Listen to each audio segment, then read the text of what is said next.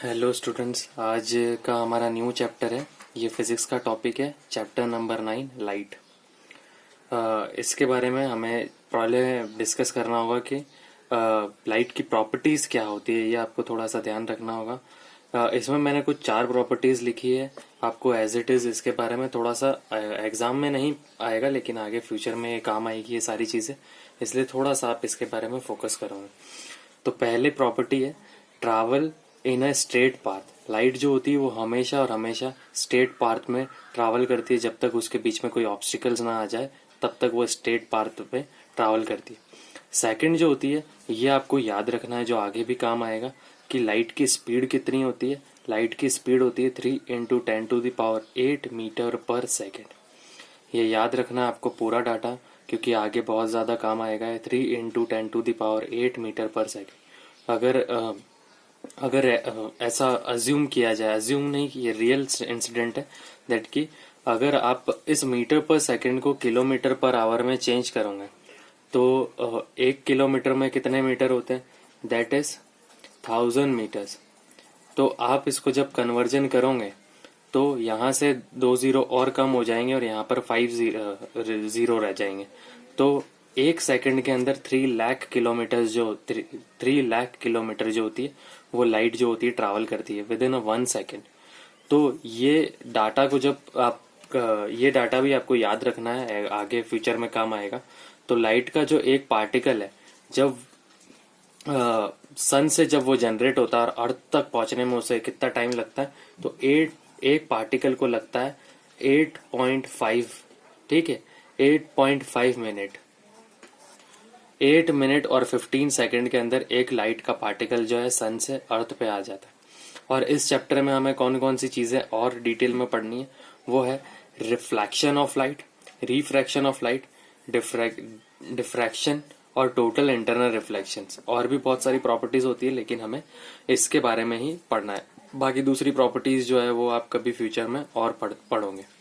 अगला जो प्रॉपर्टी है वो है शोज ड्यूल बिहेवियर। ये भी पॉइंट इंपॉर्टेंट है। ये ड्यूल बिहेवियर शो करता है। लाइट जो होती है, ड्यूल बिहेवियर किसका ड्यूल बिहेवियर, पार्टिकल और वेव, ये दोनों नेचर शो करता है। लाइट जो होता है पार्टिकल नेचर भी और वेव नेचर भी शो करता है। ये किस साइंटिस्ट के द्वारा दिया गया है ये भी आपको याद रखना है। It is given by Louis de Broglie, important scientist है। फ्यूचर में आप पढ़ोगे कि पार्टिकल नेचर जो है वो मैक्स प्लैंक्स ने दिया है और वेव नेचर जो है वो डी ब्रॉगली ने बताया है। इसलिए लाइट जो होता है वो एक पार्टिकल की फॉर्म में भी है और एक वेव की फॉर्म में भी है। तो ये आपको थोड़ा सा याद रखना है। अगला जो है टॉपिक, इसमें आपको याद रखना है कि reflection of light. Reflection of light में आपको डेफिनेशन याद रखनी है। इसकी डेफिनेशन पूछी जा सकती है एग्जाम में। Bouncing back of A light with in the same medium, same medium में लाइट का वापस टकरा के जाना, वो रिफ्लेक्शन ऑफ लाइट कहलाता है। ये रिफ्लेक्शन ऑफ लाइट 2 तरह के होते हैं। एक होता है रेगुलर रिफ्लेक्शन और एक होता है इररेगुलर कहो या फिर उसे डिफ्यूज रिफ्लेक्शन करो, दोनों में से कुछ भी नाम दे सकते हैं। इसका डिफरेंस बिटवीन एग्जाम में पूछा जा सकता है।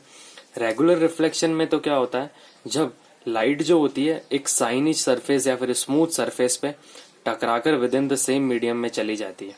रिफ्लेक्शन का मतलब मैंने कहा है कि लाइट का टकराकर वापस जाना with in the same medium, लेकिन सरफेस कैसी होनी चाहिए, स्मूथ सरफेस होनी चाहिए या फिर साइनिश सरफेस होनी चाहिए।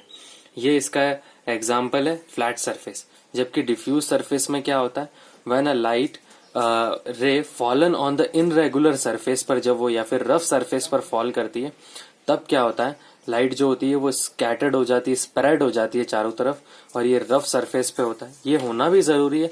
ये होता है तभी हमारे स्काई का कलर जो होता है वो ब्लू होता है। ये आपको थोड़ा सा याद रखना है। अब स्काई का कलर ब्लू क्यों होता है, क्योंकि हमारा जो एटमॉस्फेयर होता है, एटमॉस्फेयर में छोटे छोटे बहुत सारे गैसेस के पार्टिकल प्रेजेंट है। ये गैसेस के पार्टिकल जो होते हैं, जब इन पे लाइट टकराती है तो ये इनरेगुलर डिफ्यूजन शो होता है, जिससे लाइट के पार्टिकल जो होते हैं वो स्प्रेड हो जाते हैं। अब आपको पता है कि लाइट जो होती है वो 7 कलर से मिलके बनी होती है। एक प्रॉपर्टी और ऐड कर लेना, light is made up of A 7 colour. Okay, तो इसमें से एक कलर जो होता है वो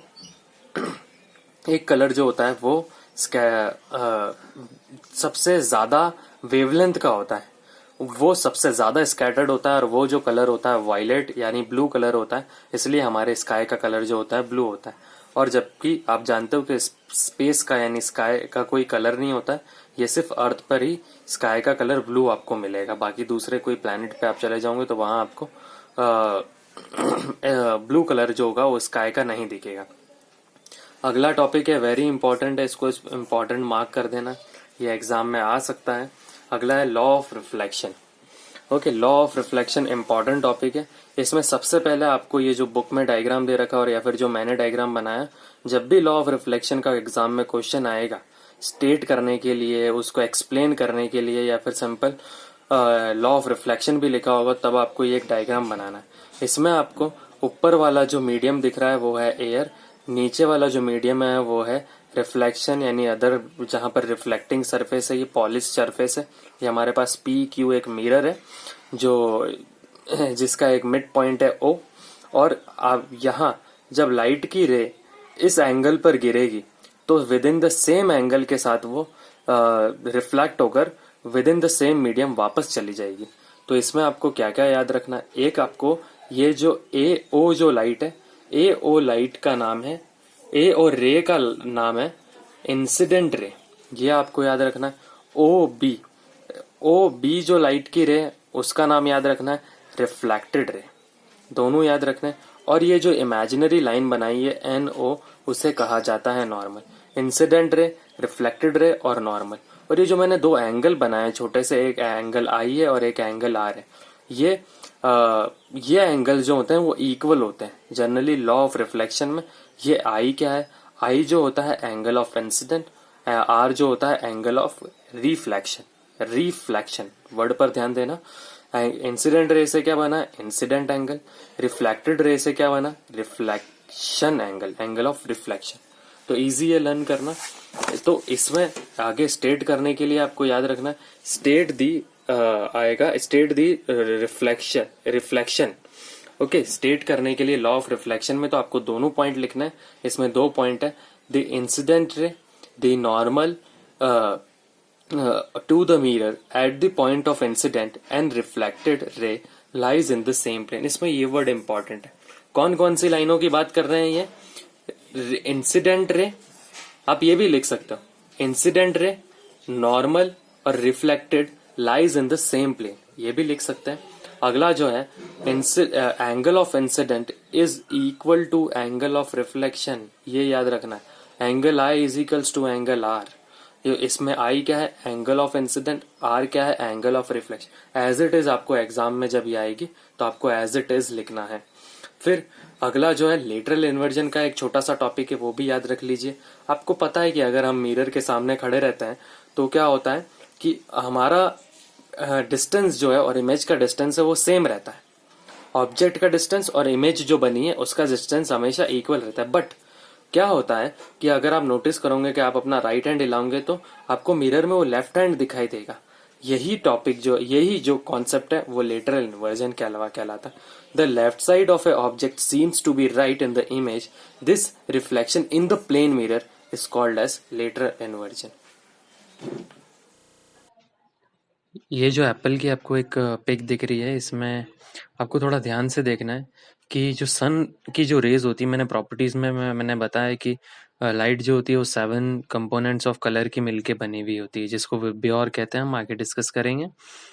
तो जब वो किसी भी ऑब्जेक्ट के ऊपर गिरती है तो वो सारे कलर्स जो होते हैं वो एब्जॉर्ब कर लेती है, बट इनमें से एक कलर जो होती है वो रिफ्लेक्ट करता है वो ऑब्जेक्ट, और वो जो रिफ्लेक्शन हमारी आइस पर पड़ता है और तब वो हमारे रेटिना पर जो इमेज फॉर्म होती है वो इमेज हमें दिखाई देती है कि वो किस कलर का है कंपोनेंट। तो इसके बारे में भी थोड़ा सा आप ध्यान रखना कि कोई भी ऑब्जेक्ट पे जब लाइट गिरती है तो वो सारे कंपोनेंट्स ऑफ कलर को एब्सॉर्ब कर लेती है, सिर्फ एक कलर जो होता है उसको रिफ्लेक्ट करती है जो हमें दिखाई देता है। देखिए, मैं आपसे कोई एक टॉपिक कोई भी छुड़वाना नहीं चाहता, तो मैंने एक बुक में एक एग्जाम्पल देखा, इसमें मुझे ये एग्जाम्पल दिखा है और ये मे भी आ सकता है एग्जाम में, तो थोड़ा सा इसके बारे में आपको देखना होगा। एग्जाम्पल है, prove that the image formed as far behind the mirror as the object is in front of mirror. Okay, तो इसमें हमें प्रूव करना है कि जितनी दूरी पे इमेज खड़ी है मिरर से उतना का उतना ऑब्जेक्ट जो है, ऑब्जेक्ट का डिस्टेंस और इमेज का जो डिस्टेंस है वो लगभग लगभग बराबर है, ये आपको बताना है। तो इसमें आपको दो ट्राइंगल्स हैं, उन्हें सबसे पहले आपको सिमिलर प्रूफ करना है उन्हें, और वो दो ट्राइंगल आप ट्राइंगल देख पा रहे होंगे, पी ओ और ओ डैश। और दूसरा जो ट्राइंगल आपको लेना है वो है triangle P dash O and O dash. अब इसको सिमिलर कैसे प्रूव किया जाए, मैथमेटिक्स में आपने पढ़ा होगा। इसमें आप एक चीज तो नोटिस कर पा रहे होंगे कि ओ और ओ डैश तो कॉमन है, ये बुक में लिखा हुआ है। और according to law of reflection हमने पढ़ा है कि angle of incidence is equals to angle of reflection, इसलिए एंगल 2 और एंगल 3 इक्वल है। वैसे ही सिमिलरली अगर आप देखोगे तो एंगल 1 भी इक्वल होगा 4 के और एंगल 9 के। तो अब हम क्या करेंगे, 180 में से एंगल 1 को माइनस करेंगे और 180 में से एंगल 9 को माइनस करेंगे, तो आप देखोगे कि एंगल 1 माइनस हो जाएगा, तो कौन सा एंगल बचेगा, एंगल पी ओ और ओ डैश। और कौन सा एंगल बचेगा, angle P dash O and O dash. फिर इसके बाद क्या करना है, इसके बाद आप देखोगे कि ये तीन चीजें हमें इक्वल मिल गई। एक तो साइड इक्वल मिल गई और एक एंगल मिल गया, और एक और एंगल हमें जब इक्वल मिल गया तो हम कह सकते हैं ना कि triangle P O O dash and triangle P dash O O dash जो है वो सिमिलर है। अगर दो कोई ट्राइंगल सिमिलर होते हैं तो उसकी सारी प्रॉपर्टीज आपस में इक्वल शो करती है।